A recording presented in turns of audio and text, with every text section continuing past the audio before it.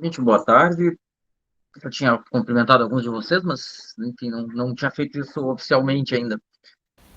Nesse nosso cronograma aí, né, apertado, assodado e tudo mais, em princípio a gente encerraria a parte de viticultura hoje. Eu sei que isso talvez não seja bem uma realidade, eu sei que talvez vocês nem tenham muitas perguntas para hoje, e eventualmente a gente pode abdicar desse tempo das perguntas para que vocês consigam assistir os vídeos com um pouco mais de calma.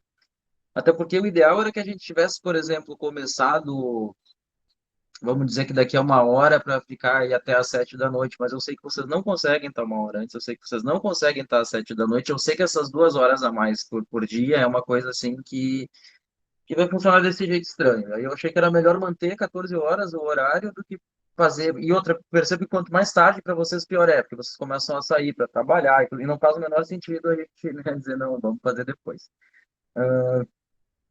Dito isso, o plano de ensino, antes de a gente entrar aí no nosso, na nossa sessão aí de dúvidas, por assim dizer, o plano de ensino eu consegui mexer nele ontem, porque a semana passada foi bem corrida aí, eu estava com 2 artigos, recebi mais dois, assim, é tão bom. E a gente nem ganha por isso, mas tudo bem. Mais 2 artigos para avaliar, que eu não vou conseguir fazer tão logo, e aí deixei o plano para mexer ontem e consiga. Ainda por já era 11 da noite, eu não aguentava mais e o Siga parou de funcionar. E hoje ele está lento. Eu acho que os sistemas Wi-Fi que estão ruins desde ontem, para variar. O... Ontem eu estava fazendo mexendo num outro sistema e estava caindo toda hora, várias pessoas reclamando, e eu acho que o Siga hoje está lento de um jeito bem não tão anormal, porque ele tem em todo caso, eu estou arrumando ele aí, tá? Isso. E às vezes ele faz umas coisas estranhas. Por exemplo, ele joga os conteúdos, só para vocês terem ideia, assim, do porquê que isso demora, por máximo que a gente copie de um semestre para o outro, porque às vezes ele junta, eu não sei da onde que ele tira os conteúdos de outros semestres e ele gruda tudo na primeira aula. Aí aparece, por exemplo, umas 5 vezes o mesmo arquivo. Aí tem que excluir um por um, porque ele não entende, ele não te dá a opção de excluir. Aliás, até deixa eu ver isso, se não é eu que estou me boca aberteando nisso. Mas enfim, de qualquer jeito é lento, tá? De qualquer jeito é bem lento. Mas eu pretendo hoje terminar isso, tá? Nem que eu tenha que ficar até tarde, porque eu não aguento mais. Até porque, assim, ó, tô tentando não transferir para vocês a sensação ruim que é mexer num sistema estúpido, porque de fato a gente perde, é uma sensação de perda de tempo que eu digo assim, pô, gente, eu tô passei a manhã inteira ali apagando o arquivo que ele duplicou, porque ainda é mais fácil que pôr tudo de novo, porque também é lento, tem que ser um por vez. Mas é isso, não vai adiantar eu ficar aqui chorando, falando sobre o Siga. Deixa eu só ver uma coisa aqui com vocês. Deixa eu só tentar ver se isso que eu pensei funciona. E aí eu vou só dar uma olhada no plano com vocês, para gente ver mais ou menos como é que ficou dentro daquilo que a gente conversou. Tá, falta ainda eu mexer em várias coisas, por cargas e tudo mais. Não, realmente eu não consigo apagar todos de uma vez só. Eu fui teimar comigo mesmo, porque eu sei que não, mas eu resolvi olhar aqui, porque eu disse, mas não é possível, não, mas não é, de fato é. O Siga é um sistema meio bom, mas vamos lá. Vou compartilhar aqui com vocês um pouquinho. Que aí a gente. Deixa eu só anotar o Everson. Onde está isso?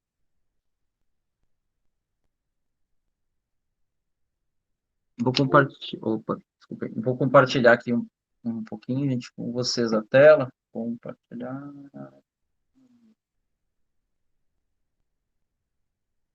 Mas está dentro daquilo que a gente conversou, tá? Não está nada diferente daquilo. Deixa eu baixar aqui, aumentar a letra.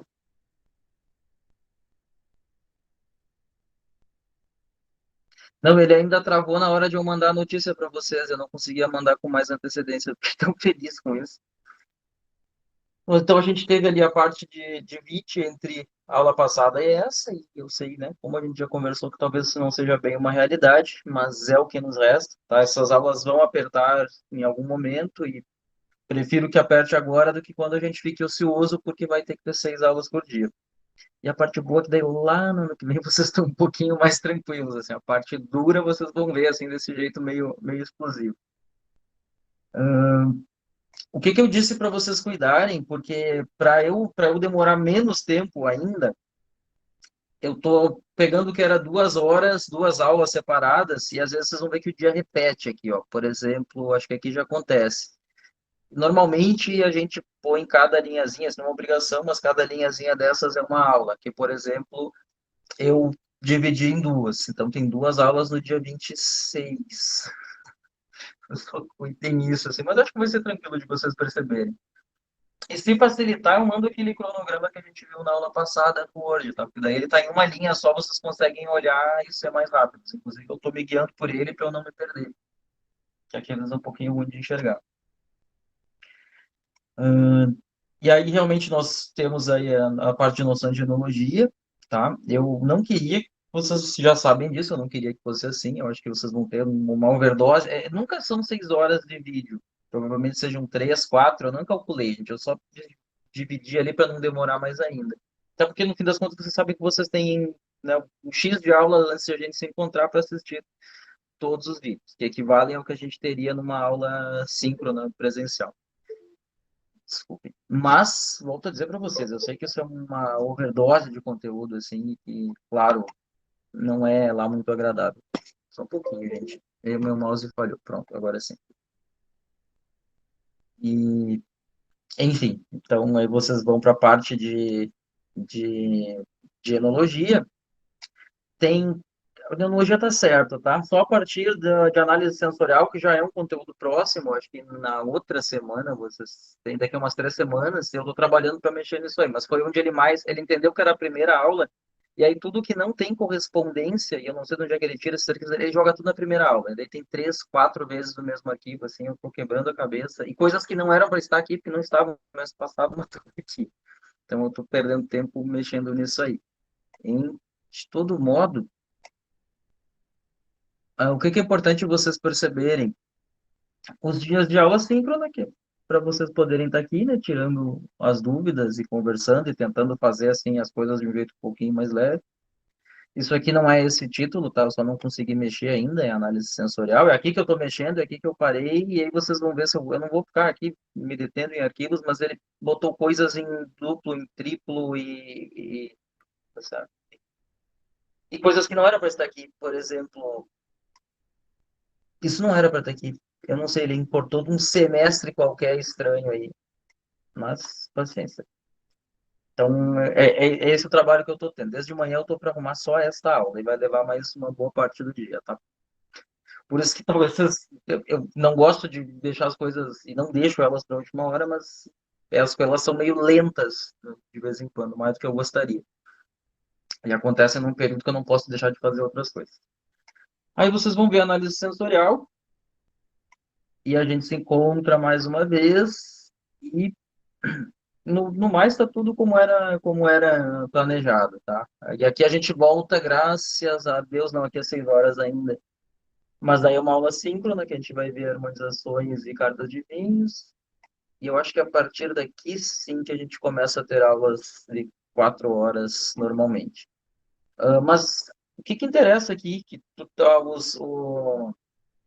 elas já estão nas datas certas, tá? Eu só vou ter que mexer alguma coisa ou outra. Então, você já tem daqui até o ano que vem todas elas nas respectivas datas corretas, tá? Se tem mais alguma coisa que eu queria falar com vocês? Não, acho que isso aqui vocês conseguem, não tem por que eu ficar olhando muito isso aí. Até porque quanto mais a gente olha, mais a gente chora, né? Mais a gente vê e acha que é uma coisa terrível ter que fazer assim, né? 6 horas de aula por dia, o que é beira o irreal, né? Mas foi o que nos foi, como é que eu vou dizer? Imposto. Vamos lá, né? Chegou um papelzinho de cima do Ministério dizendo: acabou o semestre até tal data, quem tem que regularizar esse negócio. Dito isso, que eu percebi que muito poucos conseguiram avançar mais nos vídeos, né? Eu consigo perceber quantos assistem, o tempo que assiste e tudo mais. Eu percebi assim que alguns até avançaram mais. A maior parte ficou entre os 3 primeiros vídeos, que seria ainda para a aula passada. Mas eu não estou julgando ninguém, eu apenas estou dizendo que talvez você se atrase um pouquinho. O número é até grande de acessos, tem em torno de 15 pessoas que viram, então uma parte expressiva de quem está participando de alguma forma viu algum vídeo, tá? mas a maior parte parou ali no 3. Alguns pouquinhos foram mais adiante. E hoje, o plano A é a gente tirar algumas dúvidas de vocês. O plano B é a gente descobrir que não vai ter tanta dúvida. É uma suposição, né? Porque nem todo mundo viu tudo. E aí a gente vai usar o tempo para ver os vídeos que não assistiram ainda. Então, deixo aberto aí para vocês fazerem os questionamentos de vocês. Quanto mais na ordem puder ser, melhor, né? Se a gente começar lá do comecinho que a gente viu aqui, deixa eu só diminuir a letra aqui, senão eu não enxergo. É pior para eu enxergar assim, só um pouquinho.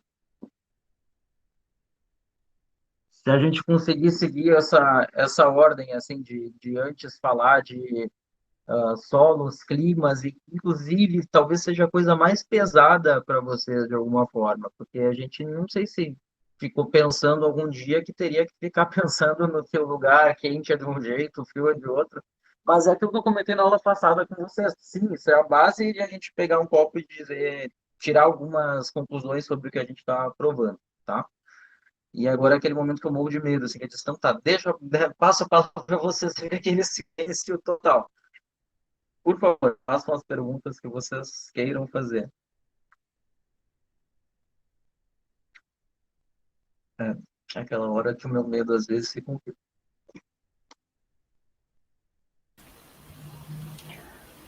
Professor, boa Oi, pode tarde. falar. Boa tarde. Eu tenho, na verdade, eu fiquei com um pouco de dúvida na parte sobre enxerto Tá. da. Eu Eu queria vou saber. localizando aqui para ti o arquivo e pode ir Tá. falando que daí eu consigo ver direitinho bem onde é que eu parei ali. Na verdade, eu só não entendi qual realmente a necessidade dela, assim, para que realmente serve. Assim. Tá. Bom, então, se for o caso, eu abro aqui, mas eu consigo te responder. Eu não acho que eu consigo fazer as duas coisas ao mesmo tempo. Se eu me distrair, é que às vezes eu me distraio. Enquanto eu tento abrir uma coisa e falo ao mesmo tempo, às vezes eu me distraio um pouquinho. Mas, na realidade, é o seguinte: qual que é a necessidade? Eu não sei, e eu gostaria que mais pessoas respondessem antes do que eu, assim, e mesmo que fosse deduzindo, não tem problema nenhum. Por que que vocês acham, qual é a real necessidade de a gente enxertar uma videira hoje? Vamos lembrar que Bom, essas coisas... Pode falar, Eduardo. não sei se inicialmente foi em relação à praga que ocorreu lá no século XIX. Isso. Era o que eu ia falar agora mesmo, assim, vamos pensar que inicialmente foi por isso. Exato. Imaginem que a gente...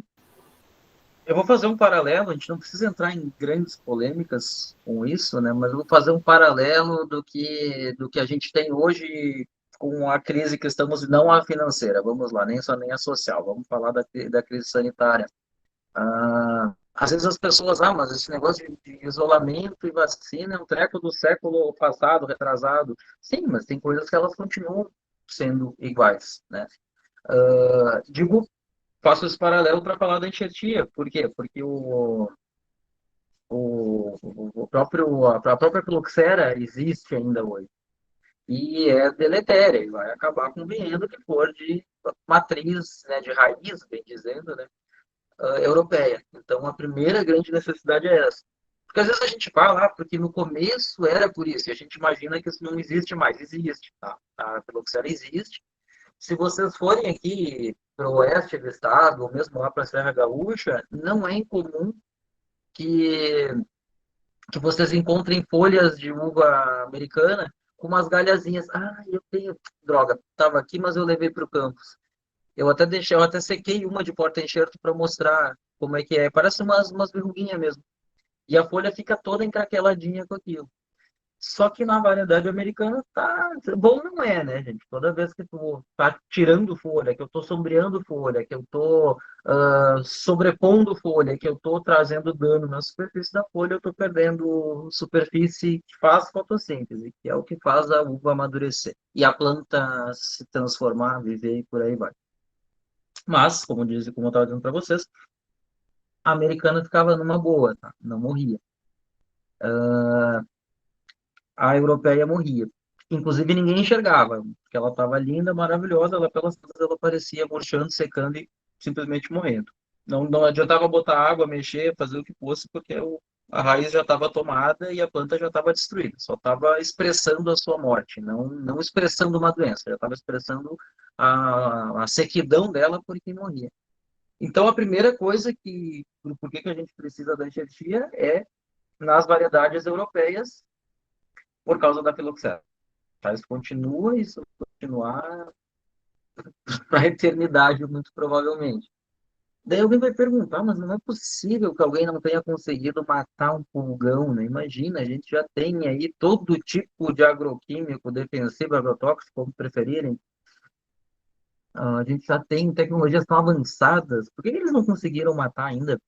Alguém consegue ter uma ideia assim de por que eles não conseguiram matar um pulgão, um afídeo esquisito que uma hora tá voando, outra hora desce para procriar e aí faz larvinhas e as larvinhas comem raízes e voltam e ficam e vão nesse ciclo assim. Ninguém tem alguma ideia disso? Por que a gente não consegue?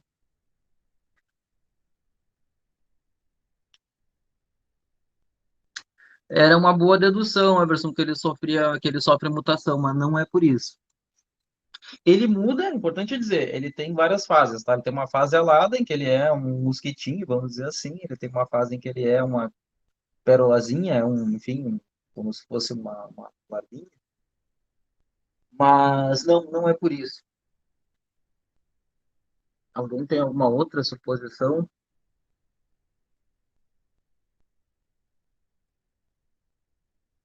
Vocês já tentaram? É que eu estou tentando pensar numa situação real em que a gente pode fazer isso e perceber o quanto é difícil. Mas vocês já tentaram misturar areia de duas cores diferentes? Em algum momento ali, por diversão? Na praia ali, quando viu que tá uma mais clarinha, outra mais escura? Não, ninguém tentou, mas tudo bem. Se vocês tentarem, vocês vão perceber que isso é difícil. É extremamente difícil a gente conseguir fazer penetrar no solo qualquer substância de uma forma, já escrevo, tá, Everson? É muito difícil fazer penetrar no solo de uma forma eficiente qualquer tipo de substância, tá? Uma coisa é tu pegar uma água que se eu botar um pinguinho num negócio ela se dissolve, né, faz uma solução naquele volume todo. Outra coisa é solo, que tu não tem muita mobilidade das coisas, tu não consegue fazer, enfim, encharca o solo para que entre em tudo o produto que tu botou, não consegue. Primeiro problema é esse. O, inclusive o pessoal tentava, fui num museu na Borgonha que eles tinham umas injeções gigantes para ficar aplicando esses defensivos direto na raiz para tentar matar. Qual é o outro problema, será, em relação a isso? Segue nessa linha de aplicar defensivo. Vocês têm alguma Talvez ideia? porque influencia no resultado do vinho. Não diretamente, mas influencia em umas outras coisas que podem trazer diferença para o vinhedo, para o ambiente, para várias coisas. É porque quando tu tenta matar uma praguinha, tu mata várias outras, e aí tu começa a trazer um desequilíbrio grande no solo, tá? Aplicar inseticida em solo é uma coisa difícil e pouco seletiva, tá? Tanto que a maior parte desses inseticidas mais antigos já foram proibidos porque eles eram devastadores. Não matava só inseto, acabava danificando toda a microflora que tem ali, fungos, bactérias, minhocas e tudo mais. É muito complicado. Tá? Então, tratar isso aí é praticamente impossível, em outras palavras. Só tenta fumigar e tenta, mas realmente é difícil. E outra, né? O que é importante? Vamos supor que tu consiga matar tudo. Vamos assim ser super otimista. Matei tudo que tinha aqui eu lá, Juscelio, produtor, acabei com tudo que tinha no meu campo. Será que o vizinho fez isso no dele? Não. E aí, óbvio que daqui a pouquinho o que tá lá tá aqui, né? Então não tem condições. E respondendo aqui ao Everson, filoxera. Eu acho que tem dois L's. Acho que tem dois L's. Ou aparece assim a portuguesada como filoxera, que é um gênero dessa praga, desse pulgão, deste afídeo, que é um nome botânico, botânico não, né? Botânico é de planta, o nome científico correto. Mas é mais ou menos isso, tá? Então a primeira grande dificuldade é como produzir plantas, como produzir uvas europeias em lugares infestados por filoxera. Não tem outro jeito. Tá, e não tem área que não tem filoxera? Muito poucas. E basicamente é um lugar muito arenoso, ela não consegue se desenvolver em lugar muito arenoso. E em alguns poucos lugares com isolamento. Que vale lembrar, gente, uma coisa é um bichinho, vamos usar o termo bichinho, sozinho lá, né? Vou para o Chile. Ele não consegue. Chile é um caso, tá? O país inteiro é relativamente isolado. Ele não passa nem por um oceano, ele não passa por uma cordilheira, ele não passa por um deserto de gelo, ele não passa por um deserto de fogo, bem dizer, que é o calorão que tem no norte. Aliás, eu fiz a interpretação contrária, né? O norte é congelado e o sul é congelado e o norte é muito quente, lá a fronteira com o Peru. Não é por nada que eles fazem aqueles destilados lá, aqueles pisco no norte do, do Chile, do sul do Peru. Enfim, ela não consegue entrar, tá? Não consegue entrar. Ela, sozinha, tá? O inseto sozinho. Se eu botar o inseto no bolso, se eu pisar no vinhedo aqui, pegar um avião e visitar um vinhedo no Chile, pode ser que eu faça a emporcalhação toda. E aí não é por nada que eles também, embora eles tenham vinhedos de pé franco, eles cada vez mais têm vinhedo enxertado. Mas aí vem a explicação do porquê que a gente enxerta também. Enxertar. Antes eu faço uma pergunta para vocês. Quando eu tinha lá Cabernet Sauvignon, eu peguei um galinho, quebrei e plantei. Quando eu tenho Cabernet Sauvignon sobre um porta-enxerto, que seja Paulsen 1103, qualquer um, não faz diferença, só para a gente ter ali como ideia. S ou 4. É igualzinho?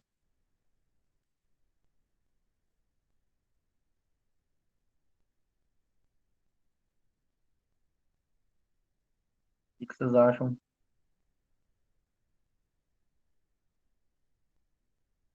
Nem um pouco, tá? E aí tem o primeiro problema que a gente tem aí, aliás, o problema mais óbvio é que as plantas americanas são, por natureza, mais vigorosas, as plantas europeias, menos. E aí, obviamente, quando tu enxerta uma coisa menos vigorosa numa mais vigorosa, a mais vigorosa, que é a raiz, acaba passando o seu vigor. Tá? Tem como administrar? Tem, mas de partida, as plantas enxertadas são mais vigorosas. E essa é a parte relativamente ruim. Tá? Só que hoje o homem tem diversos, já fez muitos cruzamentos para produzir porta-enxertos para questões específicas, porque se a gente pode escapar de filoxera, a gente pode escapar de excesso de salinidade, de excesso de ferro, de excesso de acidez, de excesso do que for, tá? E hoje tem alguns lugares que seriam limitantes por outros motivos, e não pela filoxera, que usam porta-enxertos específicos para resistir a quantidades grandes de ferro, de cálcio, de sal e por aí vai. Solo muito superficial, porque tem uns que são mais espalhados à raiz, outros que são mais pivotantes, e por isso hoje é quase que impensável produzir isso aí em porta-enxerto, tá? Por motivos agronômicos. E aí a gente pergunta, consegui te responder, assim, eu fiz um enredo grande para explicar, né, por que as pessoas começam a enxertar, quais os problemas que isso pode ter e quais as soluções. E, e aí, te respondendo concretamente, a necessidade é, seja de sobrevivência por causa de filoxera, seja por necessidade e por adaptação a outros problemas de solo, tá? Aqui no Brasil tem um negocinho que chama. Eles estão pintando o prédio, gente. Às vezes tem gritos, barulhos estranhos, desculpem. Tem aqui no Brasil um negócio que chama pérola da terra. Tem outro que chama fusariose. Fusariose é um fungo que tem porta-enxertos que não resistem Por isso que, por exemplo, na Serra Gaúcha tu não pode plantar qualquer coisa, tem bastante fusariose. Pérola da terra é um inseto que também parasita as raízes. Tem pérola da terra e é pior que fluxera, tá? Tem um único porta-enxerto que resiste, porque basicamente é muito vigoroso e ela come uma raiz, ela põe duas, ela come outra, põe duas e por aí vai, tá? Então hoje, na verdade, tu tem 1 milhão de porta-enxertos para 1 milhão de necessidades diferentes. A Gabriele perguntou nessa toada aí se todo o processo de hibridismo das uvas é feito de forma mecânica, humana ou algum aconteceu naturalmente. Alguns aconteceram naturalmente, tá? Ninguém cruzou Cabernet Sauvignon. Hoje se sabe que é cruzamento de Cabernet Franc com Sauvignon, ou Sauvignon Blanc, né, como a gente fala no Novo Mundo. Alguns são naturais, muitos são naturais, tá? E outra, eu não posso dizer que é exatamente recente, mas não é tão antigo assim, estudo de DNA de variedades desculpa, de variedades de uva. E aí tu vai descobrindo várias coisas, inclusive que tem uma variedade, que eu não lembro o nome agora, que ela é a mãezona de várias outras, de regiões diferentes, inclusive. Chardonnay, Pinot Noir, e por aí vai. Realmente, Arbane, eu acho que não tenho certeza. Mas algumas dessas variedades primitivas, elas já eram cruzamentos, né? Os cruzamentos aconteciam naturalmente, né? Onde tinha pólen indo de um lado para o outro, se juntava, caía uma sementinha, aquilo germinava, virava uma planta, essa planta ia quebrando galinhos, ia se multiplicando, o homem ia lá, gostava daquela, cortava, e por aí vai. Mas a maior parte das variedades que nós temos hoje, se não forem, que não tenham sido assim híbridos naturais, ou que não tenham cruzamento nenhum ali, vamos dizer assim, é difícil não ter cruzamento nenhum, né? Se cruza. Acaba sendo, os híbridos são feitos intencionalmente, para que a gente consiga imprimir aí resistência ou características que a gente gosta, por aí vai. Uva de mesa, por exemplo, Gabriela, muito dificilmente ela é uma uva que eu peguei da natureza. Nenhuma uva da natureza é tão perfeita quanto a gente quer. A gente quer que ela seja redondinha, docinha, acidez moderada, que não despenque, que seja grande, porque senão eu não quero comprar, que seja soltinha, porque senão fica feia e apodrece, por aí vai. E aí, basicamente, é a gente fazendo aí na mão humana em laboratório. Então, mas te respondendo concretamente, muitas das variedades são híbridas naturais, dessas aí que a gente conhece, clássicas, mas tem muito híbrido de mão humana. E já que falaram em híbrido, vale a pena dizer, tá? Antigamente chamava híbrido e mestiço. Mestiço entre a mesma espécie e híbrido entre espécies diferentes. Tá? Hoje é tudo híbrido intraespecífico ou interespecífico. Então, às vezes a gente pode se deparar com esse termo meio perdido por aí, é importante que saiba. E a última, e já que a gente falou de hibridismo, a última moda aí é aquelas variedades que tem, se alguém já chegou no fim dos vídeos, as tais das variedades FIV, que é um nome que eu não sei pronunciar, tá? É um alemão, é uma palavra imensa e cada uma dessas letrinhas é uma junção dessas, eu não sei se alguém fala alemão aqui, eu não falo, mas eles vão juntando, né? Eles não têm palavras separadas, eles dizem que por exemplo, o tema de casa é a parte do livro que tem trabalho. Aí eles juntam e isso vira uma palavra gigantesca e pesada, assim, né? Parece que eles estão se xingando. E é mais ou menos isso. Mas quer dizer, em tradução livre, variedades resistentes a doenças. O que eles fizeram? Tinha uns caras aí meio, de alguma forma, um pouco visionários, mas assim, alucinados por ter Cabernet Sauvignon, Merlot, enfim, qualquer variedade dessas que a gente conhece, podendo produzi-las sem grande uso de agroquímicos. E tudo que eles fizeram foi fazer cruzamentos em cima de cruzamento, em cima de cruzamento, em cima de cruzamento, para tentar cada vez mais dar mais a característica da Cabernet Sauvignon. Vamos usar como exemplo Cabernet Sauvignon. Cabernet Sauvignon com a resistência de alguns outros cruzantes que eles usaram. Exatamente porque sabidamente eram resistentes a fungos. E aí eles chegam nessas variedades, tá? Isso já tem um certo auê na Europa. Nos meios científicos já tem bastante estudo e campos de de vinhedos produzindo com resultados satisfatórios. A Epagre tem, tá? Alguns estudos com variedade de PIB em vários lugares do estado. Mas, assim, quem conhece na prática diz que elas não são a salvação da lavoura, literalmente a salvação da lavoura, né? Diz que elas podem também pegar doenças em anos piores. Não dá para imaginar que é só plantar ali, que nem a gente faz com aquelas uvas que tem no quintal, né? Deixa lá, nunca passou nada, né? Nunca nem podou, e a uva todo ano vai lá dar, e de algum jeito ou outro a uva é boa, né? Então não é uma solução assim tão milagrosa. Mas eu sou um incentivador das PIB. Se um dia der certo, eu quero plantar umas ali no campus. Mas então, essas coisas são tão burocráticas que a gente acaba largando assim, dos nossos pequenos sonhos para não enlouquecer. Mas, Gabriel, quer fazer alguma pergunta a mais a respeito? Te respondi.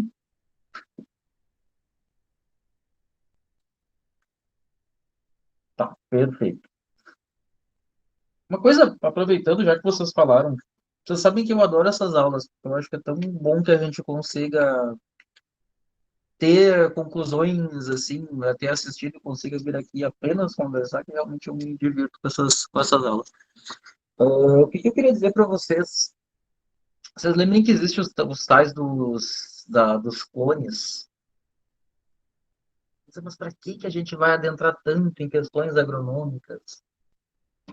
Isso tem tudo a ver com, por exemplo, por que um vinho na Toscana custa 4 euros e outro custa 30, 100 euros.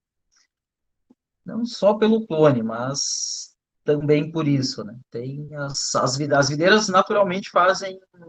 Vamos pensar, imagina que acontece conosco quando a gente pega aí muito sol mesmo, não aquela queimadinha lá. O que acaba acontecendo relativamente grave para a saúde? Relativamente grave, não, bem grave. O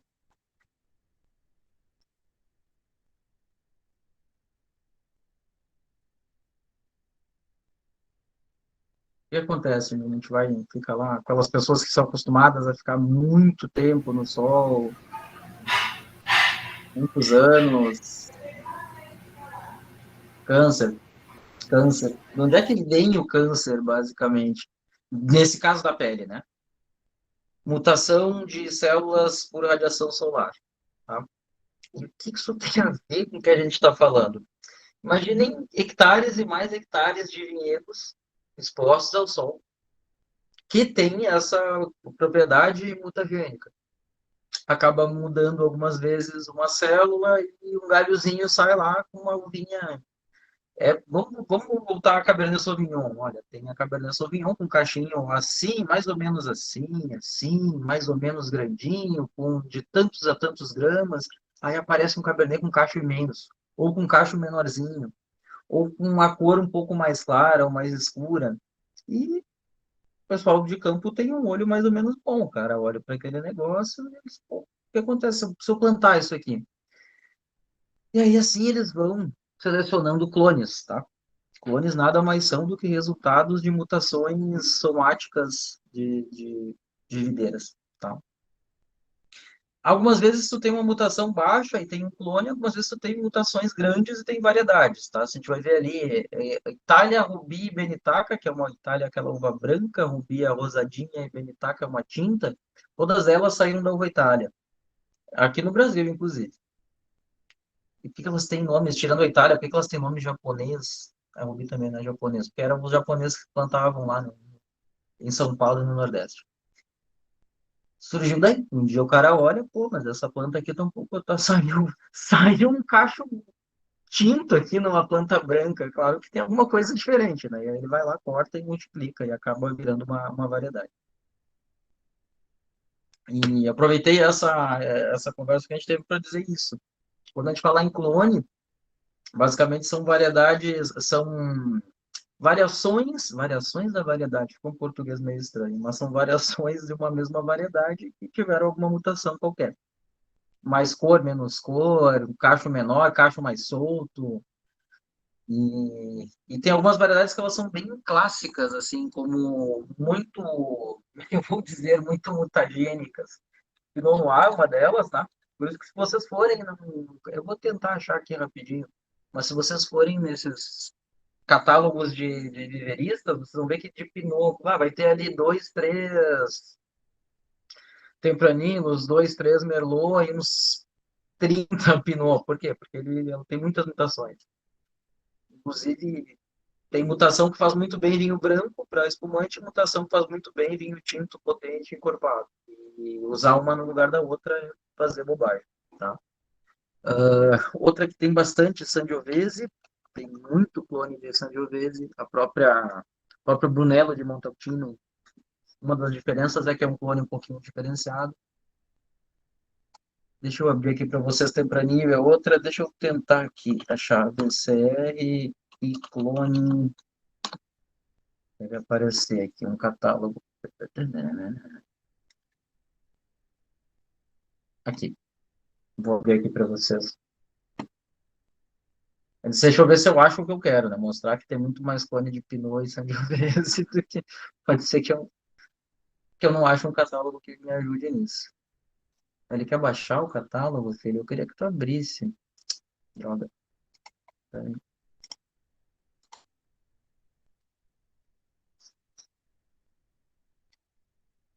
Aqui tem o que tá abrindo.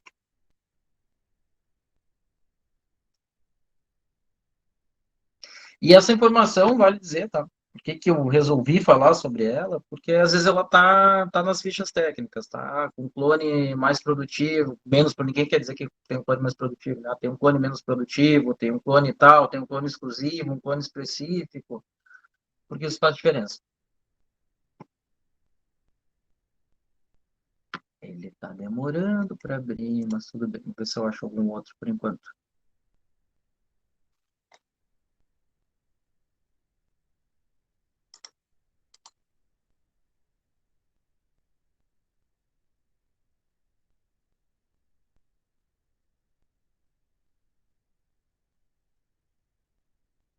Bem, tá tudo bem.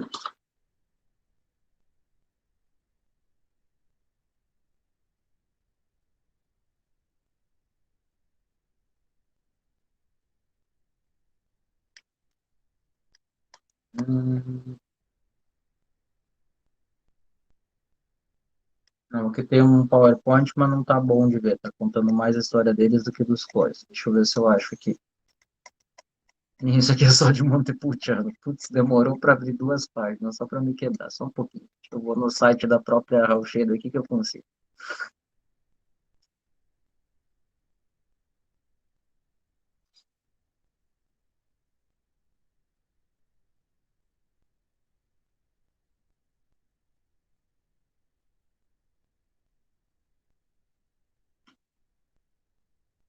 Catálogo, vamos ver aqui.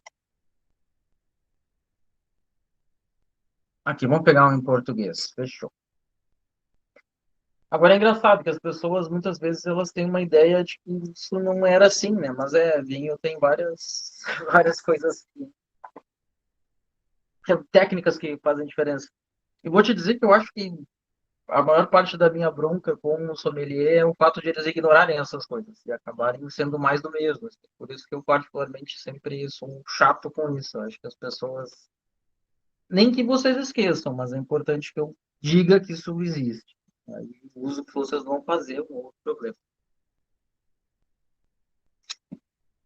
Tá abrindo aqui, só um momentinho. Deixa eu já aproveitar que a gente ganha tempo.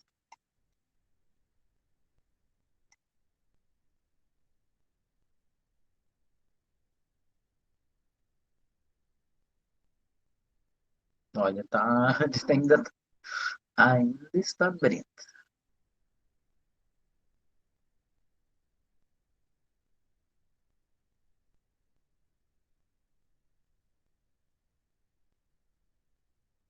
Nossa, filho, o que que tem hoje que tá assim?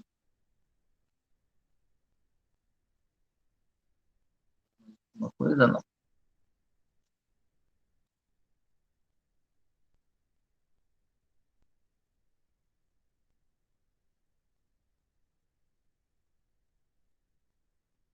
O catálogo tá com uma cara de fim de ano, assim, acho que mais do que a minha, assim. Aí, gente, eu vou atualizar, ver se ele vai mais rápido.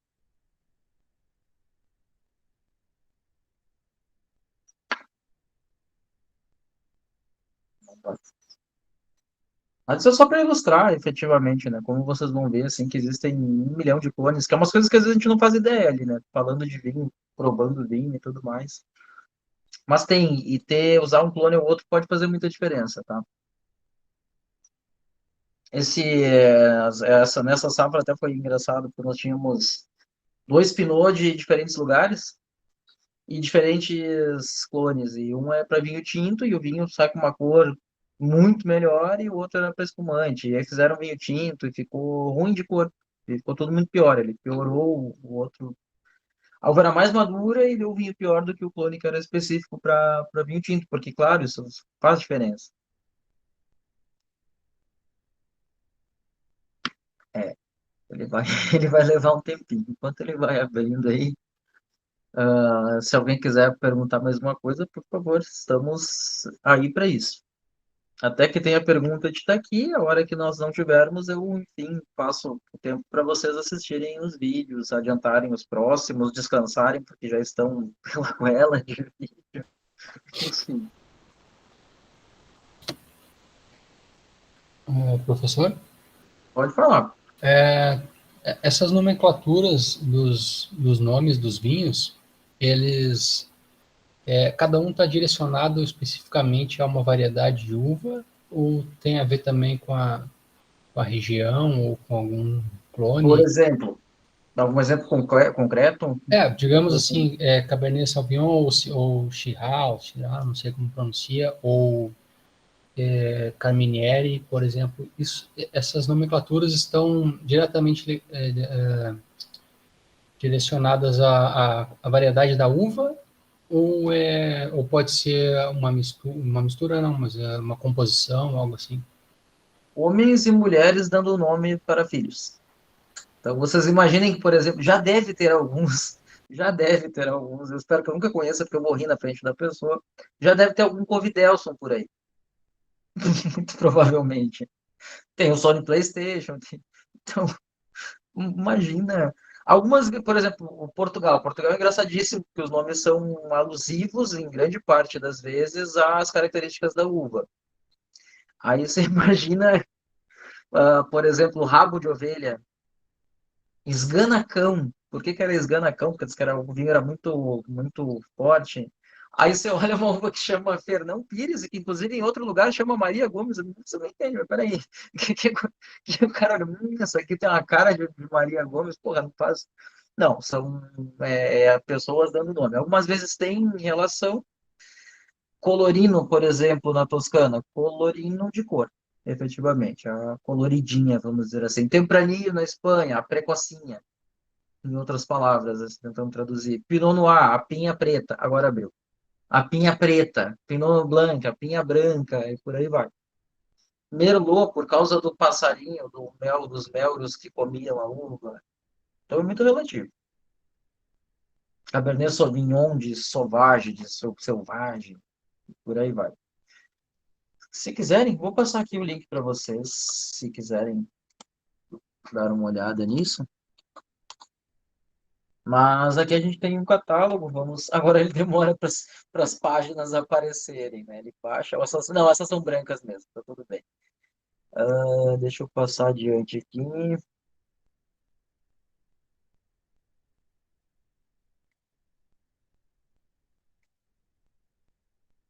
Vamos, meu filho. Ó, só para vocês terem ideia aqui, olha só da variedade aliânico, olha quantos clones tem. Ah, e achar Pinot aqui, que Pinot. Era bom aumentar um pouco a letra, né? Senão vocês não enxergam nada.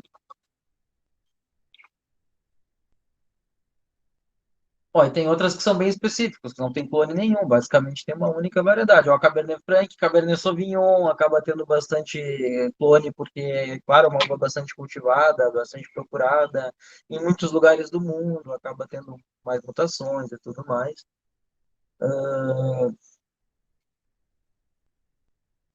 Chardonnay tem bastante. Ó, pode ver que aqui tem clones de diferentes origens, né? Clones que a VCR, que essa empresa separou, clones que institutos na Itália separaram, clones que outros institutos separaram. Esse aqui mais pra cá. Tem variedades de uva que vocês nunca imaginaram. Por exemplo, Cocochola, nunca vi essa uva na vida, não sei nem de onde é. Além de deduzir que ela deve ser italiana pelo nome. Ah, essa lista é grande, tá? Deixa eu só, eu tô passando rápido só para enxergar algumas assim que tenham mais clones. Só para vocês terem ideia como isso pode ser bem vasto, né? Olha Merlot. Merlot tem muitos clones também, né? Entre clones dessa empresa, clones de outras empresas italianas, tem muita coisa. Nebbiolo também tem bastante. Ah,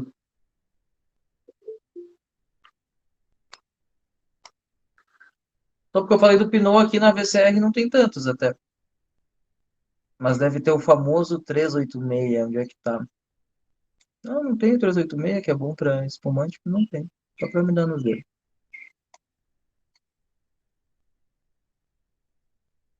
Olha o Sangiovese, que eu falei para você. A Sangiovese tem muitos, e todos eles basicamente italianos, né? Porque é uma uva da Itália. Tem diversos clones. Então, isso aí é eles procurando plantas diferentes. Não é bem assim, na verdade, isso eles acabam já percebendo. Alguns produtores já têm lá planta tal. Ou eles mesmos vão plantando e vão identificando, ó, que parece que a gente tem um clone. Separa, depois de um tempo tu prova que ela tem uma diferença estável, tu constitui um clone, registra e tudo mais. Enfim, essa lista é grande, a gente está no V, já acabamos. Mas só para vocês terem uma ideia assim de como que funciona esse negócio.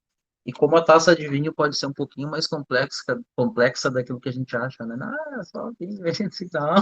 É um assunto que rende bastante.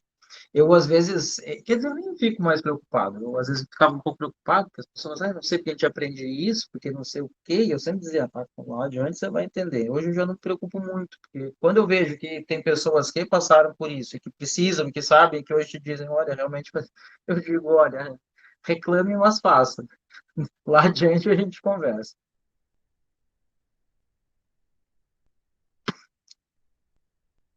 Perguntas, gente, podem, estamos aí. Não chegamos nem a uma hora de aula ainda. Tem tempo que vocês precisarem.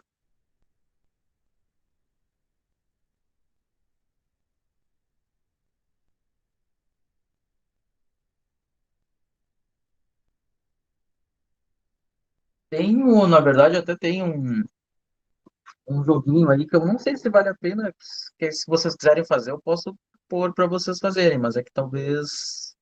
Acho que era uma boa. Acho que era uma boa. Só vou esperar vocês levantarem mais dúvidas para fazer isso.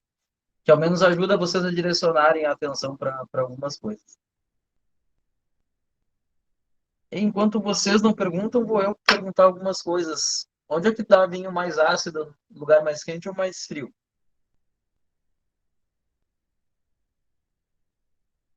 Mais quente? Mais frio, sempre. Basicamente, tem uma. Eu deveria abrir aqui, talvez, essa. Deixa eu. Peraí, abrir aqui a apresentação para vocês, que aí já. Que a gente consegue ver algumas imagens, eu acredito que isso ajude. Só um pouquinho.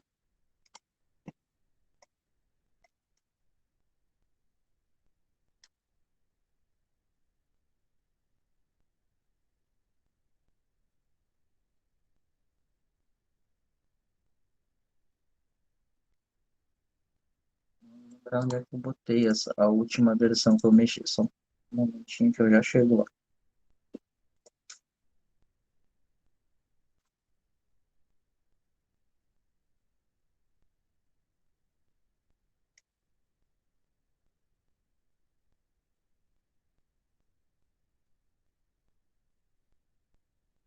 Ah, vou.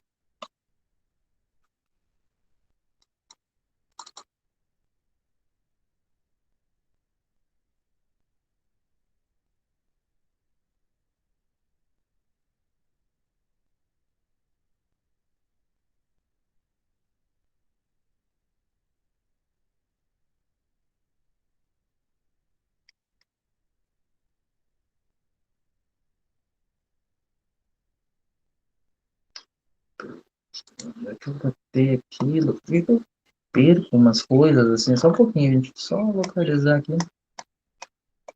Ah, sim, já sei. Estava procurando na pasta errada.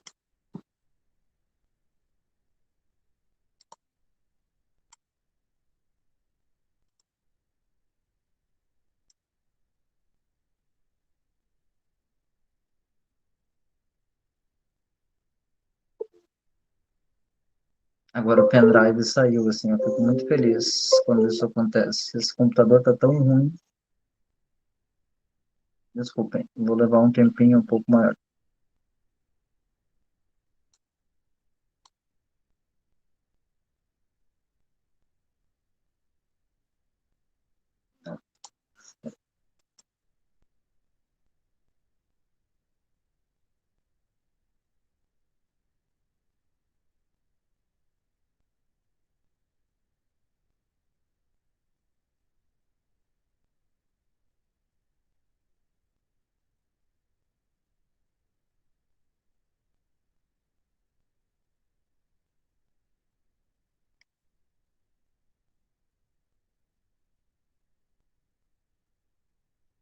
Tá, deixa eu abrir o da. Pra não ficar me gastando muito tempo de vocês aqui. Deixa eu achar no,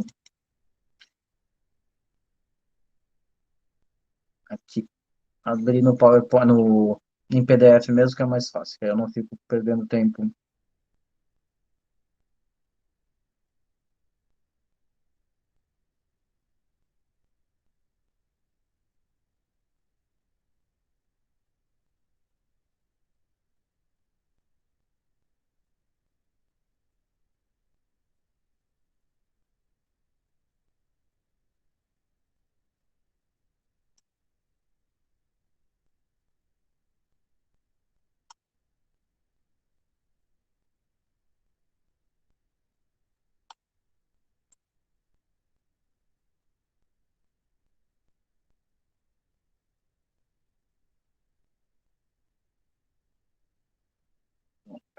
Já consigo, já mudo aqui para vocês. Deixa eu só olhar assim.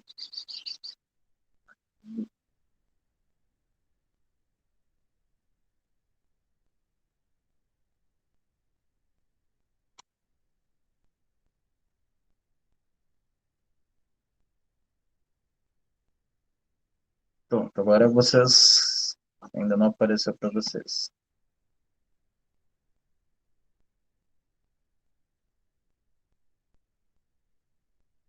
Tá aparecendo para vocês. Agora Não, não, apareceu. pronto, sim, porque eu enxergo, como eu tô com a outra tela, eu enxergo como vocês também. Eu disse, ué, não é possível que não tá aparecendo. Pronto, olha só. Deixa eu só passar aqui. Ó, vale a pena, já que eu abri. Esta é a tal da filoxera, tá? É o pulgãozinho, essa é a fase alada dela, que inclusive é um macho que tem asa, que vai, desce, se reproduz, aí faz um monte de outros pulgõezinhos, e eles ficam fazendo. Olha, isso aqui que eu disse para vocês, foi bom eu ter aberto, eu devia ter aberto até antes. Isso aqui são folhas com galhas de filoxera, tá? É que é isso aqui, quando a gente abre, a gente tem que ver isso aqui, é provavelmente um microscópio, né? A olho nu a gente não enxerga assim, mas a gente só enxerga umas gosminhas amarelinhas dentro daquelas galhas. E é isso aqui. E aqui é na raiz. E na raiz ela consegue destruir a condução de seiva e aí acaba com a planta. Perguntar da enxertia, tá aqui. Vou passar aqui, falar da maturação, do porquê que eu fiz aquela pergunta do clima para vocês. Vamos lá. Tá aqui. Bem.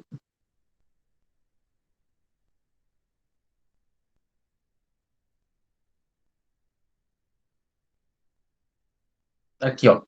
Isso aqui, basicamente, é ruim que aqui quer dizer, eu não sei se tem, será que tem? Ó, droga, eu fiz bobagem, desculpe. Será que eu consigo riscar nele? Não devia ter feito isso, mas tudo bem, né? Que eu não vou conseguir riscar e ainda desfiz. Vamos lá. Ah, já tá em tela cheia, é só mudar. Ah, muito bem. Não, não tá mais em tela cheia, meu filho. Faz favor. Ah, já entendi.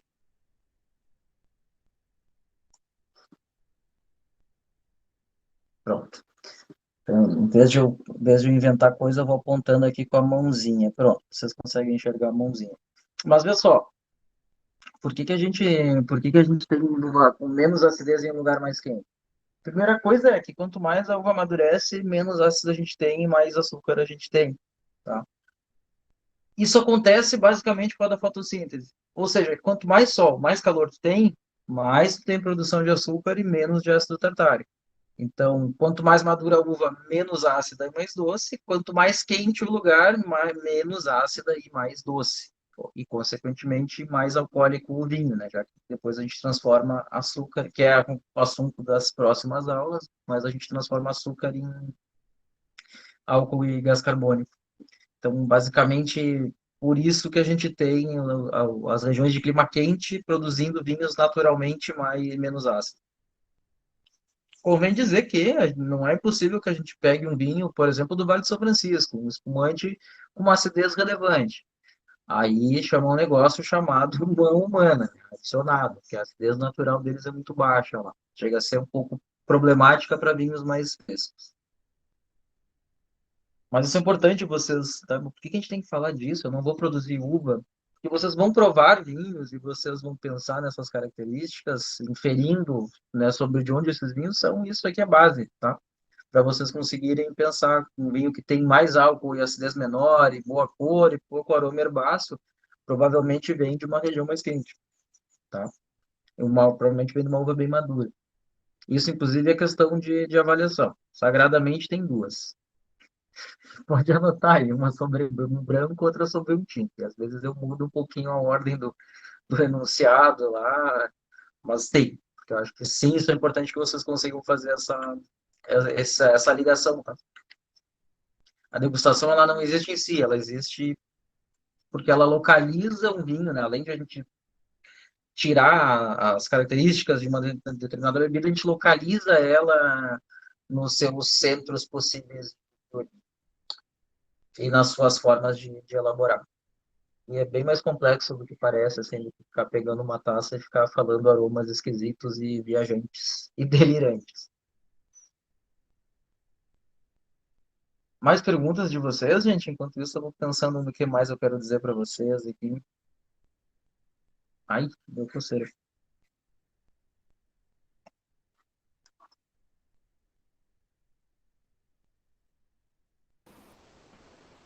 Professor, Pode na falar. verdade eu tenho, não é uma pergunta, é uma curiosidade, assim.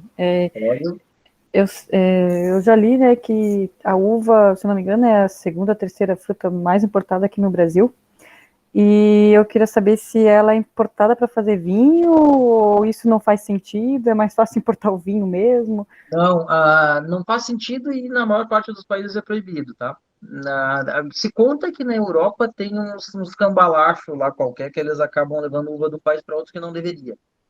Nem vinho a granel, tá? Aliás, tem, vinho a granel na Europa pode, só que não pode entrar em Portugal, por exemplo, o vinho da Espanha e sair como vinho português. Tem que sair com o que eles chamam hoje de vinho da Comunidade Europeia. Existe uma categoria que diz, pode misturar. Categoria mais de base que tem. Até porque ninguém vende o seu vinho bom, né, gente? A granel. Então, é evidente que não teria lógica isso. Mas não, eles não importam uvas, não. As uvas que a gente exporta é tudo uva de mesa. Até porque o Brasil é um péssimo. Vamos falar com calma essa afirmação. Mas o Brasil não vamos mudar a frase. Não é o melhor lugar para produzir uva de forma fácil e mandar para fora para produzir vinho. Tá? A gente tem uma dificuldade em grande parte das nossas maiores regiões, porque é muita umidade e tudo mais. E nas regiões boas, nas regiões que a gente tem mais maturação, a gente não tem um custo, né? O nosso custo de produção é muito mais alto do que de um Chile que tem pouquíssima chuva e que precisa de muito menos defensivos, e do que um Estados Unidos, Europa, que está pagando as coisas em dólar ou em euro, né? Para eles pagar assim é mais fácil, para a gente, toda vez que o ministro fica mais rico lá com as suas indústrias de fora, o preço das coisas aqui aumenta, tá? Com as suas indústrias não, com as suas empresas offshore, pronto, enfim. Então, claro, essa coisa dolarizada para a gente é terrível. O nosso custo não é nada baixo. Então, não faria sentido. Teríamos lugares para produzir uvas boas? Teríamos. Menos do que fora, em outros lugares, como Chile, como Argentina, como Síria, como é que chama lá? Marrocos, que são secos pra caramba. E a uva que a gente manda para fora é uva de mesa. E aí, por que que no Marrocos não faz isso? Faz, Síria, coisa assim, faz, só que a gente consegue produzir em tempos diferentes, né? E a uva fora de época, ela é disputada no mundo inteiro. E a nossa uva de mesa do Nordeste é muito boa, né? É uma das melhores que a gente tem por aí. E aí, é claro, com a grande exportação que a gente tem é de uva de mesa. Coisas que a gente nunca vai comer no Brasil. Até porque é a mais graúda, é a mais selecionada. Os que vem pra gente aqui, o máximo que vem é na bandejinha, bonitinha, não é a primeira. As grandes uvas vão para fora. Mas é uva de mesa. Não, e outra coisa que é importante dizer, né? As uvas para vinho, elas têm uma característica que chama-se. Não precisa lembrar dessas palavras, tá? Mas já que a gente está conversando sobre isso, deliquescente, ela se faz, parece problema mental, né? Mas ela se desfaz em líquido. E isso não interessa para uma uva de mesa, né? Imagina tu comprando uma uva na quitanda lá, botou no saquinho, botou três, a uva começa a escorrer. Isso não interessa. Então, agronomicamente, elas são bem diferentes. Elas são uvas mais espaçadas entre si no cacho. O cacho é mais solto, as bagas são maiores, elas precisam ter alguma resistência mecânica, porque elas vão passar muito tempo aí, né, batendo de um lado para o outro, por máximo que se tenha cuidado com isso.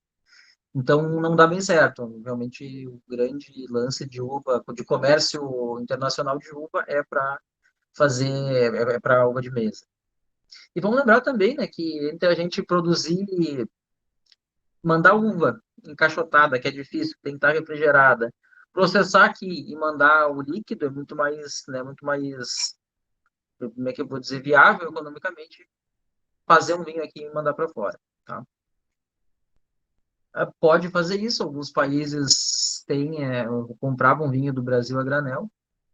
Para quem lembra da Santa Colina, ainda hoje existe, só é outro proprietário. A Santa Colina era de japoneses, em Santana do Livramento. Eles faziam muito vinho a granel para mandar para o Japão.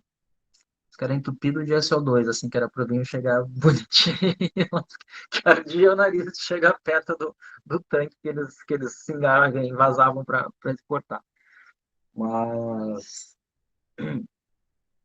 a própria Tecnovim fazia uma coisa engraçadíssima, uma coisa que é proibida em grande parte dos países. Vendia mosto, não é proibido fazer mosto concentrado no Brasil, mas fazia mosto concentrado de uva Cabernet, Merlot, para mandar para o Japão, para eles adicionarem água e fermentar e fazer vinho. Isso aqui no Brasil e nos países signatários do OIV, da Organização Internacional da Uva e do Vinho, é proibido, mas lá pode. E até que não pode produzir mosto, produzia, mandava para eles, e eles faziam vinho. Mas, enfim, não são uvas de mesa, tá? Não são uvas para fazer vinho. É importante também, já que essa pergunta veio, quando a gente diz que esse vinho é feito de uvas europeias, não é que a uva veio da Europa, tá? Uva de origem europeia, tá? Não é bem isso assim ao pé da letra. Uvas americanas, também não veio dos Estados Unidos, né? Uva que era de origem de lá.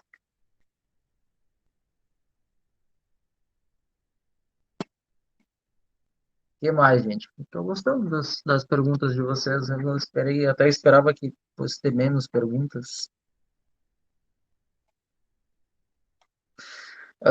Vale a pena eu aproveitar aí até para ver se vocês lembram de alguma pergunta que vocês têm, tá? Isso aqui é importante que vocês lembrem que tem duas grandes, na verdade tem mais, né? Mas os dois que nos importam são as uvas americanas e as uvas europeias. As europeias para fazer vinho, que na verdade nem é europeia, né? Era euroasiático. Se vocês viram uma notícia dessa semana, foi no Iraque, se eu não estou enganado, que acharam uma vinícola de 2.000 anos, qualquer coisa assim, que aparentemente as coisas começaram lá, tá? Aparentemente a videira começa lá no Oriente Médio e não na Europa. Ela vai para a Europa, mas ela começa lá. Na verdade, ela começa na Groenlândia, que é uma coisa que está lá do outro lado do mundo e acaba se espalhando, se refugiando no Oriente Médio e de lá vai se espalhando. De uma forma sucinta, é mais ou menos isso. Mas as duas que mais importam hoje, americanas e europeias. A americana é muito boa para fazer suco, geleia e tudo mais, a europeia para fazer vinho e boa e ruim para as outras coisas. Só que aqui no Brasil a gente adora vinho de uva americana. Então quem toma aí Canção, Country Wine, né, que é aquele Campo Largo, tudo uva americana.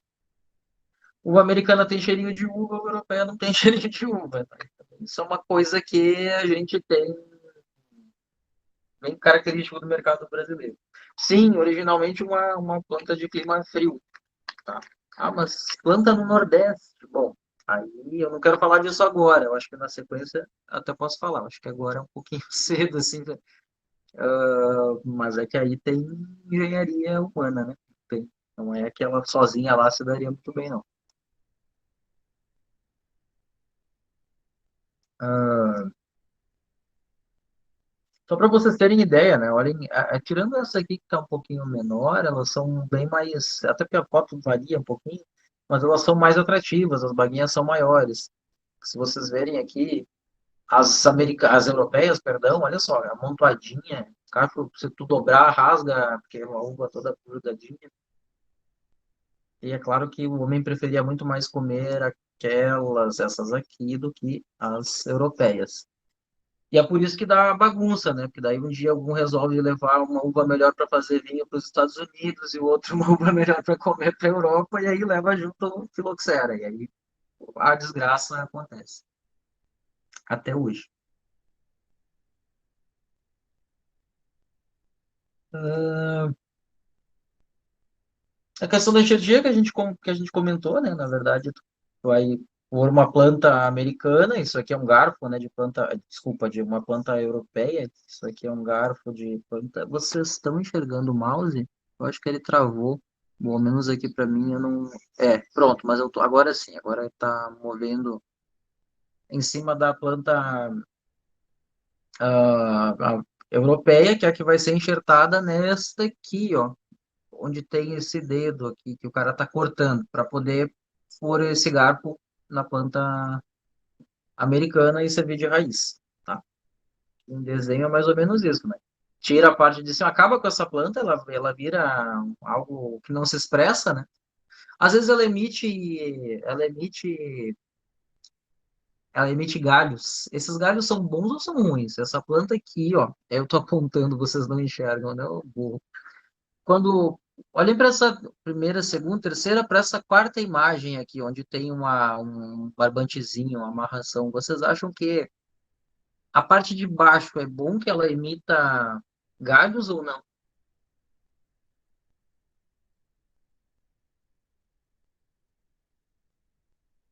Para a ótica humana, isso seria um parasita. Exatamente, Eduardo. Não, não, não. Tu não quer produzir porta-enxerto. Tu quer produzir Cabernet Sauvignon, Merlot, Chardonnay, a uva que tu pôs em cima. Exatamente. Então, isso é uma prática dos vinhedos enxertados. Volta e meia a planta resolve ficar feliz ali, emitir uma brotação, tu arranca. Isso aqui é enxertia em ômega, feita em máquina. Olhando assim, parece que é tão rápido, né? A aula de 1 hora e pouco passou em em 5 minutos. Dos sistemas de condução, tá? Lembre-se que isto é Europa, isto é padrão do mundo, isto é padrão do Brasil, tá? Isso aqui é uma imagem da Serra Gaúcha, a gente vê que é aquele padrão típico nosso. Isso aqui é no Vale de São Francisco, pode ver que é seco e plano. Mas vejam que a latada não é uma coisa tão comum fora do Brasil. Até tem alguma coisa nas regiões mais do norte da Itália, mais do norte de Portugal, aqui Argentina e Chile para uva de mesa, para sombrear, mas é o fato de ela sombrear que pode ser ruim, tá? E de ela produzir muita, de permitir que a uva produza muito. Mas é um sistema que é possível produzir bem nele. Só que tem que ter manejo. Não adianta deixar produzindo lá, porque ela produz o que tu deixar. Lira e Manja e Y, vocês dificilmente vão ver, tá? Mas tá aí para vocês saberem que existe. E para quando isso aparecer numa ficha técnica, vocês não me xingarem por não ter dito para vocês.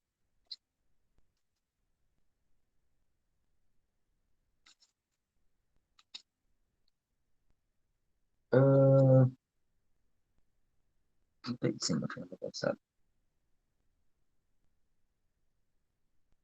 isso aqui também tá condução Gobelé, né, que se chama, tem na Grécia, tem na Espanha, tem em lugares quentes e secos, né, porque senão apodrece, o negócio é coladinho no solo. Mas imagina que uma planta dessa produz aí uns 6 cachos por planta, e é óbvio que isso aí não, comercialmente é caro, e os vinhos que saem disso aí são vinhos melhores e caríssimos. Ó, olha só que bonitinho, vira um arbustinho ali.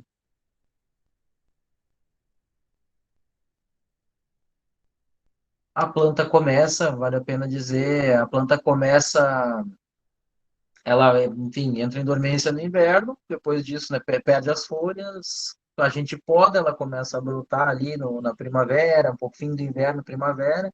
Agora ela está em plena brotação, tá? Ela está em plena brotação, e vou te dizer, eu não tenho ido em vinhedo, mas as plantas mais precoces talvez já estejam até com cachinhos postos, não como uva madura, isso vai acontecer lá em dezembro, janeiro. Mas provavelmente algumas plantas mais precoces, ali, como Pinot e Chardonnay, já estejam com cachinho, nem que seja cachinho de flor, né? Porque afinal de contas o cacho é uma flor, né? Tipo, são várias florzinhas que viram cada uma delas uma uvinha.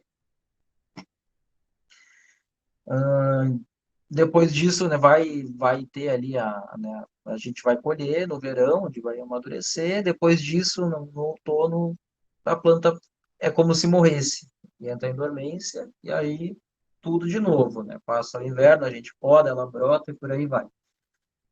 Nos lugares normais. Não sei se eu já falo sobre isso agora.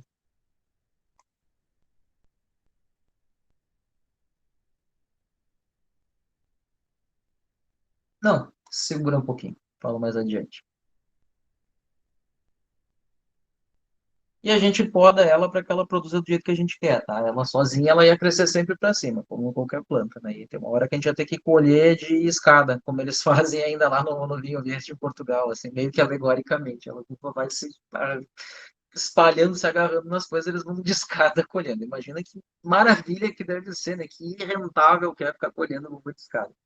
Ah, então é por isso que a gente usa o sistema de condução, né? A planta a videira é uma trepadeira e é por isso que a gente precisa podar ela, para ela dizer, olha, fica por aqui e produza tanto, porque se deixar, ela pode produzir mais do que a gente gostaria, ou até menos, ela pode produzir muita folha e não reverter isso em cachos, tá?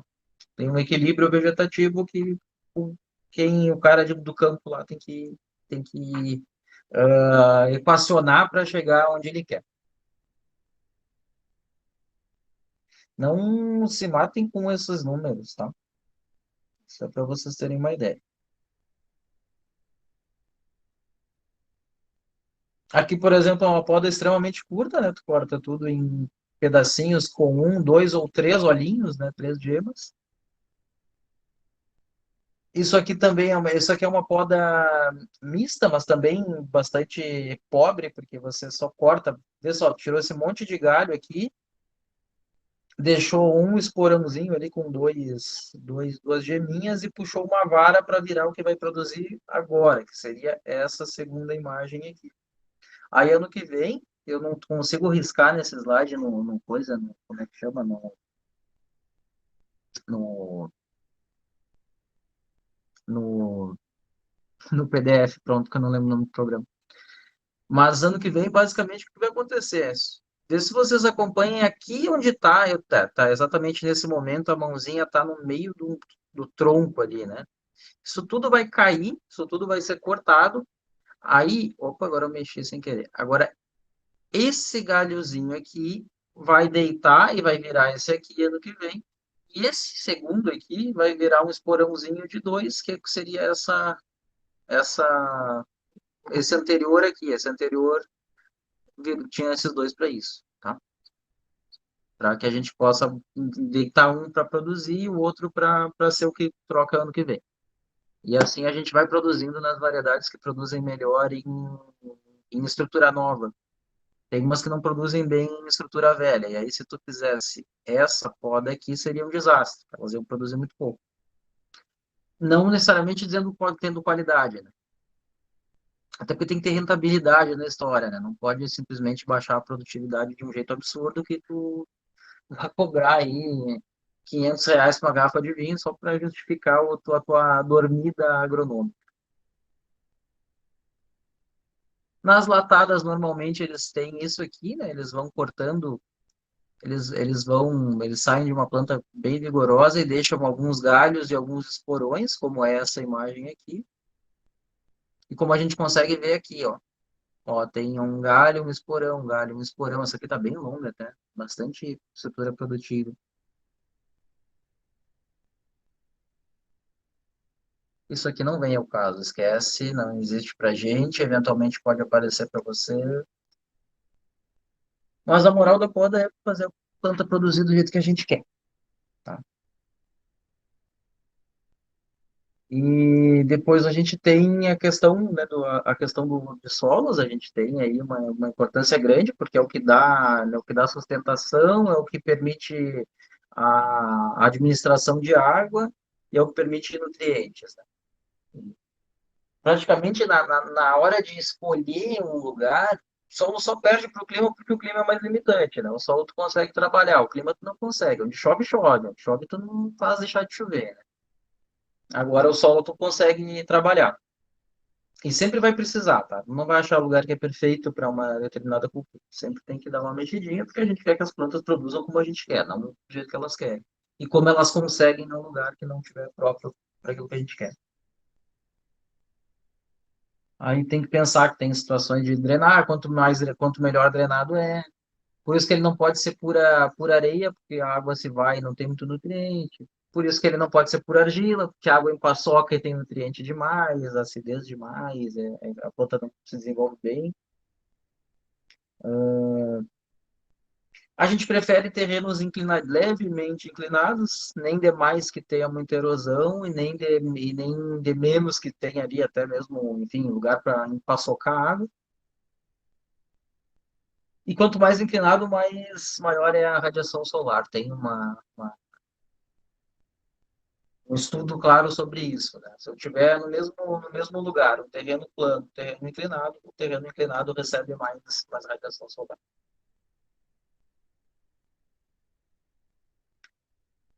Aí tem o clima, a gente sabe que a videira é uma planta de clima seco, né? Não, não tem. Ela produz pior em climas úmidos, porque vai dar fungo, vai dar problemas. Então, é sempre melhor que a gente tenha um clima mais seco. E, racionalmente, a gente não escolhe lugares de clima úmido, a menos que seja aqueles que a gente tem. E é basicamente o que aconteceu na Serra Gaúcha aqui no oeste de Santa Catarina. Era o que tinha, mas se você for pôr na ponta do lápis, você nunca escolheria isso assim como sua primeira opção. Ah, seco e pouco chuvoso, tá? Baixa umidade e pouca chuva. A chuva alaga, a chuva dilui, a chuva cria umidade para criar fungos e tudo mais. E com uma boa insolação. Agora, vocês imaginem se é úmido com insolação, o que que acontece? É basicamente o sapato úmido no pé, né? Fungos e tudo mais. E aí isso funciona muito bem, tá? Então, a gente precisa de um lugar seco, com pouca chuva, com uma boa insolação. E quanto maior a amplitude térmica, melhor, tá? Quanto mais eu chego num gradiente em que de noite a temperatura baixa bastante, o metabolismo da planta baixa bastante e isso faz com que a uva amadureça mais lentamente e com mais qualidade. Pode pensar nesse recorte assim de macro, micro, meso e microclima, né? E basicamente é cada vez você ir chegando em unidades menores que tenham diferenciais. Por quê? Porque o clima é um pouco diferente, porque o relevo é um pouco diferente, porque tem um vento que não tem em outro lugar. as possibilidades aqui são fartas, tá? Eu não quero ficar... Até porque isso tem no devido vídeo e no material de vocês, vocês podem parar para pensar sobre isso sem a gente estar, né, fazendo só enfim, uma contextualização. E é com base nisso que a gente tem o tal do terroir, né? Um lugar específico, exclusivo, onde a gente tem as coisas que só tem ali. Inclusive a mão humana. A forma de o homem trabalhar uma determinada uva faz diferença no terroir. Muitas vezes o pessoal tira o homem da jogada e ele que é fundamental, né? Ele que percebe que a uva dali é diferente, que se ele fizer colher mais ou menos tarde, dá um resultado melhor. Que se ele fizer tal vinho e não outro, tem melhor resultado. E por aí vai. E por fim, isso aqui foi aquilo que a gente comentou, né? A maturação vai acontecer lá no verão, quanto eu quero uvas bem maduras. Depende se eu quero fazer vinho branco, rosé, espumante, ou tinto, ou mesmo vinho licoroso, tá? Os pontos de maturação são muito vastos. Eu preciso... Deixa eu recusar uma ligação aqui, porque diferentes vinhos têm diferentes exigências, tá? Também não vou aqui, tem no material específico a gente vê isso aqui bastante. E as características das variedades, gente, eu acho que é uma coisa que a gente aprende com o tempo. Tá? Eu falo muito rapidamente das principais, porque acho que é um esforço assim que a gente faz só para a gente saber os nomes e lembrar que elas existem, mas na realidade tem muito mais do que essas. E um bom jeito de aprender isso é provando os vinhos dela. E pareceu tão fácil, né? Tão rápido, assim, foi em meia hora. Mas, claro, os vídeos vão mais longe, né? Tem mais detalhes e tudo mais. Eu tentei mostrar para vocês, ó. Tentem ver isso que é importante. O Eduardo perguntou... Não, não foi o Eduardo, foi a Kathleen perguntou porque quanto que dizer que o vinho, quanto mais velho, melhor. Vou segurar essa aí, tá? Vou segurar essa aí, porque quando falar, quando vocês verem a parte de... Não deixa esquecer de te responder essa pergunta em algum momento, tá? Mas acho bom deixar assim para vocês terem lá na parte que a gente fala de vinificação mesmo, porque lá tem explicações do porquê, até porque tem um tanto de assuntos prévios para a gente pensar nisso. Mas um deles o que eu vou te responder nesse momento é que uma das possibilidades para que a gente tenha um vinho que envelheça bem é ter uma uva boa. E uva boa tu tem num clima bom e num ano que te permitiu uma boa produção, tá? 2020, por exemplo, foi um ano que se falou que foi um dos melhores da nossa história na Serra Gaúcha. 2021 foi um desastre. Infelizmente, eu não fiz safra em 2021, mas fiz em 2020, mas fiz em 2021. E eu via que era chuva todo dia. Então, olha assim, essa safra vai ser terrível. Os vinhos estão com problema de cor, os vinhos estão com acidez alta, taninos rascantes e por aí vai. Então, a primeira coisa, para te responder essa pergunta, e já te dizendo que não é todo vinho que fica melhor quando é mais velho, e que o mais velho também tem limite. Por exemplo, a gente fica melhor quando seres humanos, né, quando envelhecemos, menos quando a gente fica jogado na cama com problema e tudo mais. Então tem um limite assim dessa coisa, né, do quanto mais velho, pro mais longevo dos vinhos, mas não é todo vinho que chega nessa capacidade. E um dos primeiros fatores é esse. Não adianta tu ter uvas que não vão dar conta de, de ter uma boa ter uma boa maturação e passar boas características para o vinho aí, que o façam mais longevo. Mas lá no vinho tinto, quando falar em vinificação, lá no vinho tinto, vocês vão ver a parte que a gente fala de amadurecimento em madeira, e ali eu discorro um bom tanto do porquê que não é, que a gente não pode tratar as coisas do mesmo jeito. Que tem vinhos e vinhos, tá? E por que que essa frase é um bom tanto uma coisa que a gente tem que eliminar da nossa cabeça. Parecida com um vinho na temperatura, vinho tinto na temperatura ambiente. Na parte de sensorial também eu vou falar sobre isso. Mas não necessariamente, até porque a temperatura ambiente hoje está 28 graus, acho, né? E 28 graus é quente para tomar um vinho tinto.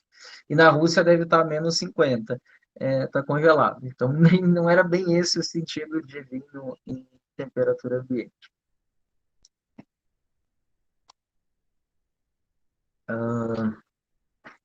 Alguma pergunta mais, gente?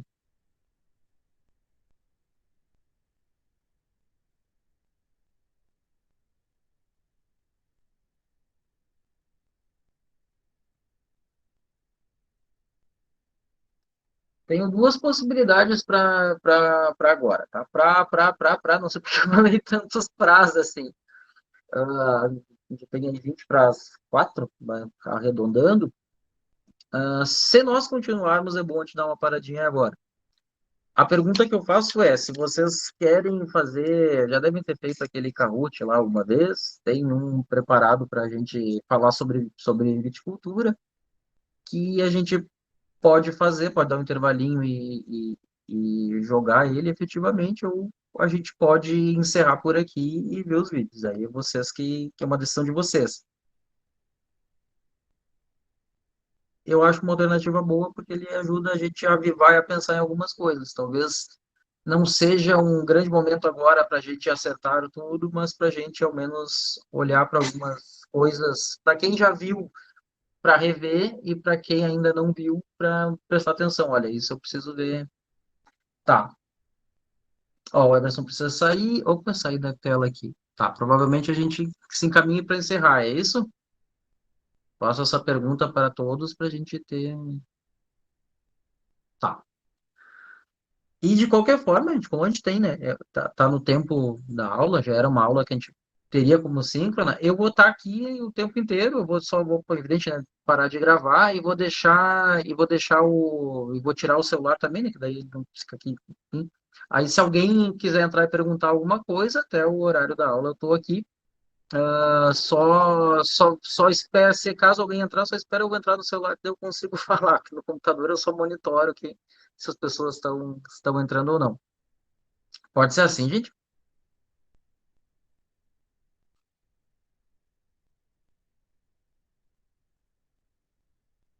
Tá. E antes que a gente saia, então, eu quero dizer que eu fiquei bem feliz por hoje.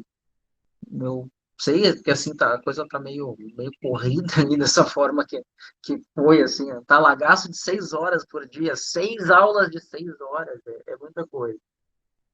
Minimamente vocês conseguiram olhar e fazer perguntas que muitas vezes no tempo regular, assim, menor que esse, as pessoas não faziam.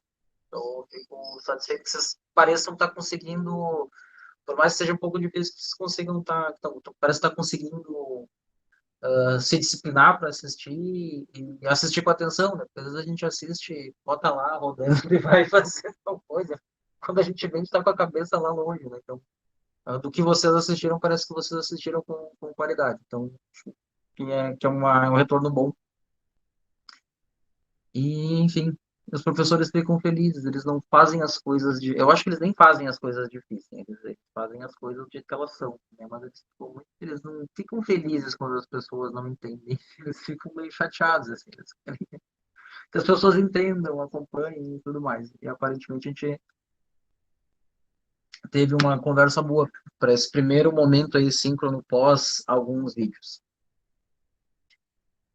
Então, o Siga já está com o cronograma de vocês, eu só tenho que mexer nele e estruturar aí para tirar as coisas que estão sobrando, que não deviam ter chegado lá, que eu não sei nem por que não chegaram, por que chegaram, as coisas estão duplicadas, e loguinho, acredito que ainda hoje ele já esteja pronto, que é um negócio que vai provavelmente me ocupar o dia inteiro, mas aí o plano de vocês já está mais ou menos pronto.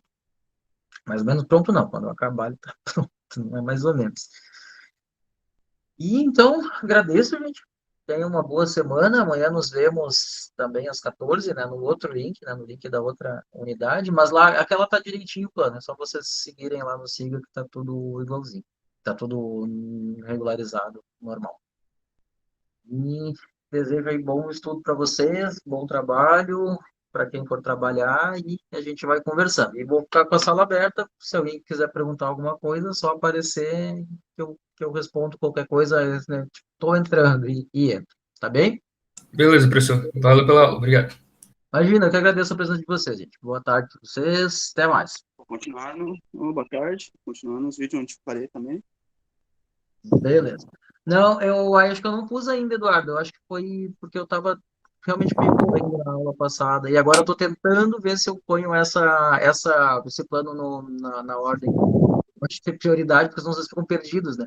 Eu acho ruim deixar vocês perdidos lá sem saber. Depois que o plano tá tudo mais ok. Aí já é bem no automático. Quase sempre no mesmo dia já tá no lugar que deveria estar. Então tá, gente. Obrigado. Até mais. Quem precisar, vou estar na sala de qualquer jeito.